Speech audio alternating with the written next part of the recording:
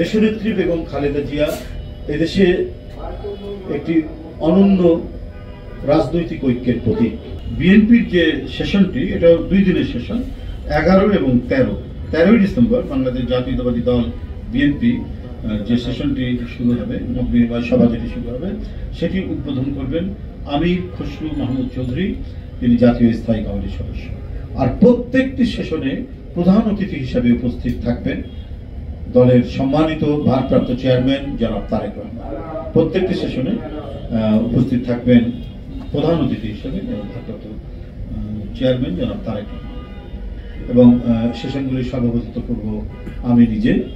যাই হোক, মোটামুটিভাবে এগুলো নিয়েই আজকে বিশদ আলোচনা হয়েছে, এবং আমাদের গুরুত্বপূর্ণ নেতৃবৃন্দ তারা মত প্রকাশ করেছেন, এবং প্রত্যেকের মতামতের ভিত্তিতে গৃহীত সিদ্ধান্তে আমরা কিভাবে এটাকে অত্যন্ত সুশৃঙ্খল করা যায়, এবং এই অনেকটা আমাদের ধরনটা মত বিনিময় সভা কিন্তু অনেকটা মানে মেজাজটা মানে ট্রেনিং এর প্রশিক্ষণের মতো, বাট এটা আমরা মত বিনিময় সভা বলছি, যেখানে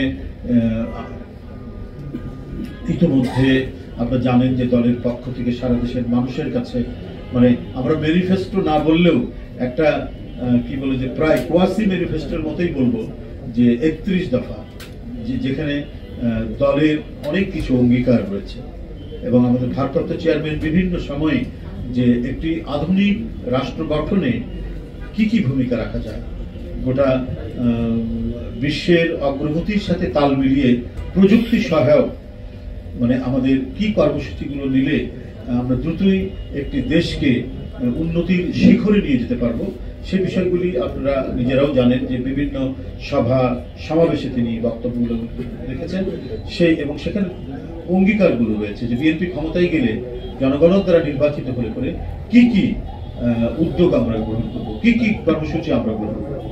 তো সেই বিষয়গুলি সেখানে আরো সুন্দরভাবে সুচারুভাবে আমাদের যারা উপস্থিত সদস্য যারা থাকবেন, মানে যারা এখানে টানা তৃতীয়বার অর্জন করেছে দেশের সেরা সুপার ব্র্যান্ড স্বীকৃতি, যাদেরকে প্রশিক্ষিত করা হবে, যাদেরকে এখানে আমন্ত্রণ জানানো হচ্ছে, তাদের মাঝে এটা যারা টেকনিক্যাল পার্সন বা রিসোর্স পার্সন এই বিষয়গুলো নিয়ে সেখানে কথা বলবেন।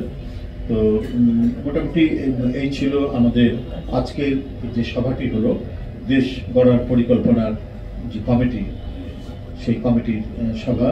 এই সভায় এই সমস্ত বিষয় এগুলোর উপরেই আমাদের কমিটির নেতৃবৃন্দরা আলোচনা করেছেন, আলোকপাত করেছেন। তো যাই হোক, আমরা আশা করছি আগামী রবিবার থেকে শুরু হবে আমাদের 7ই ডিসেম্বর থেকে আমাদের এই কর্মসূচির প্রথম সেশন।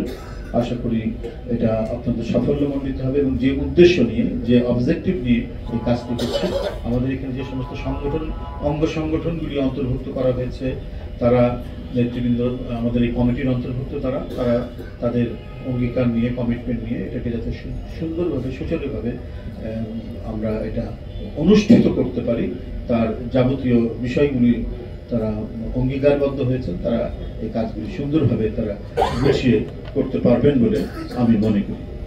তো এটাই হলো মূল বিষয়। আরেকটি হলো সর্বশেষ যে ম্যাডামের আপডেট, তার আগের মতোই চিকিৎসা চলছে, তার অবস্থা অপরিবর্তিত রয়েছে, তিনি চিকিৎসাধীন রয়েছেন, তিনি চিকিৎসা নিতে পারছেন।